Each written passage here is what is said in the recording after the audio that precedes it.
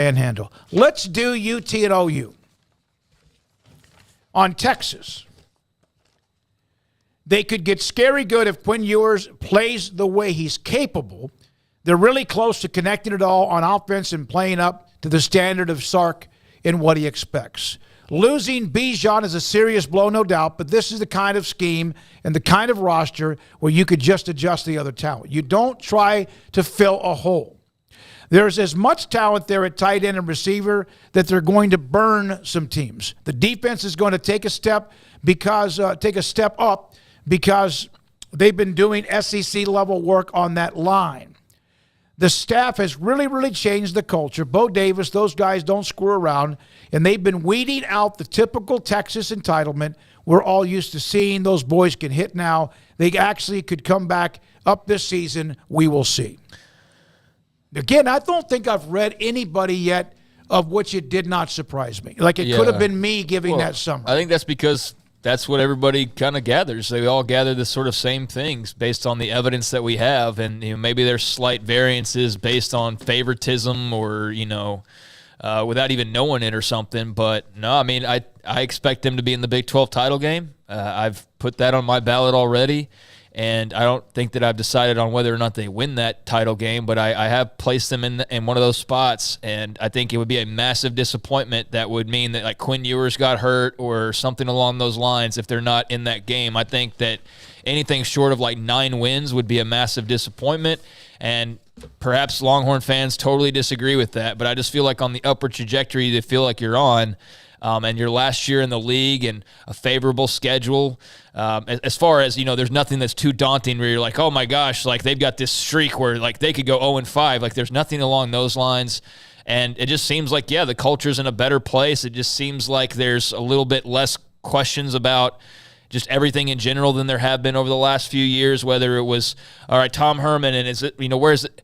It seems like all their ducks are in a row for the first time in a long time. And they've got that, that alignment with Del Conte on down, with Sark and his assistants and the players that they've acquired. So they're going to be immensely talented. They always are, but I think like truly they're going to be very talented with a lot of NFL guys, and they should be right there. I remember when Matt Rule in 2017, Baylor was 1-11 that year, and they played Texas, and Texas won the game. But I remember him sharing to me, he said, man, they have a tremendous amount of talent, but man, I don't know about, like the edge to them. And then the next year, of course, I think they beat Baylor again, but in 19, Baylor twisted them around like a pretzel, like they did in the 2021 team. The defense was the difference in those two games. All right, Oklahoma. Oh, by the way, Dundee's on the chat room. Sooners fan here. Love the show, guys. Thank you very much for your tweet or text. Probably the best way to explain last year for Oklahoma is that they've got a head coach who hasn't made all of the hard decisions yet. They're caught between eras. What they were and what they were, and also what was slipping with Lincoln Riley, and what they want to be heading into the SEC next year. I'm not sure Brett understood the landscape of recruiting for Oklahoma coming from Clemson for so long and being able to win guys easier. Norman, you have to work there.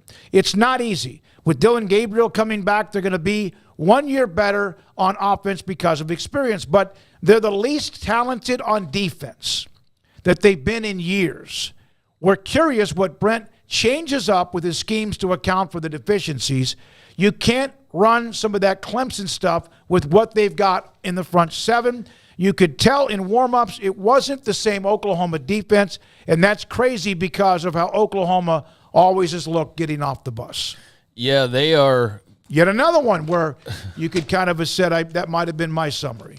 They are inevitably going to be better on defense, right? I mean, it would be hard to not be better than they were a year ago when you looked around at most of the season. So, yeah, I expect the defense will be better. I do think they've overhauled the roster a bit. Like, they brought in a really good class. They've hit the transfer portal and brought in some talented guys. So, imagine if this was in the non-transfer portal era, and I know we could do that with, like, any team, but truly, I mean, that would have been a nightmare. So to be able to go and pluck some guys there, they close strong in recruiting, getting like what Peyton Bowen's there at the very end and making some splashes.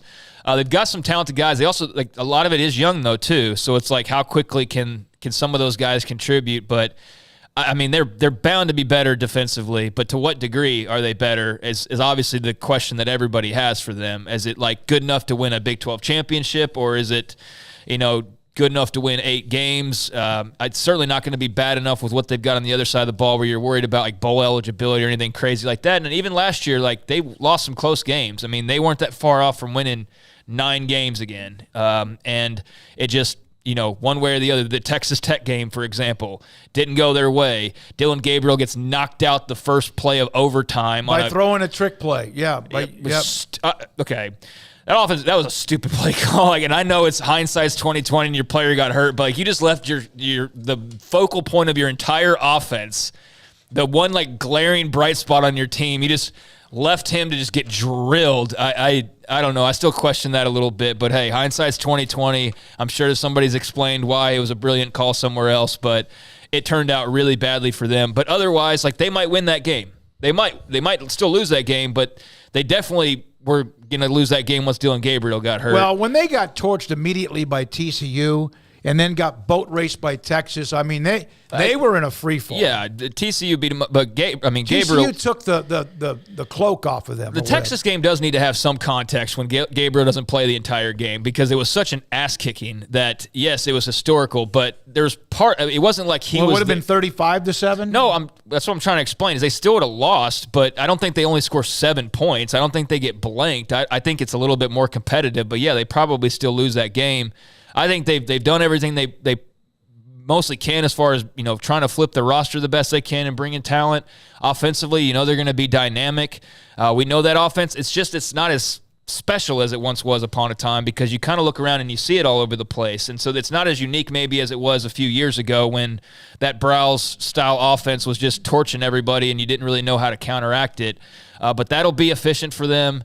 And, the question is defense. I mean, how much better can they get on defense? And if they can get a little bit better, that offense should be good, and they should be good as a result as well. All right, Paxton's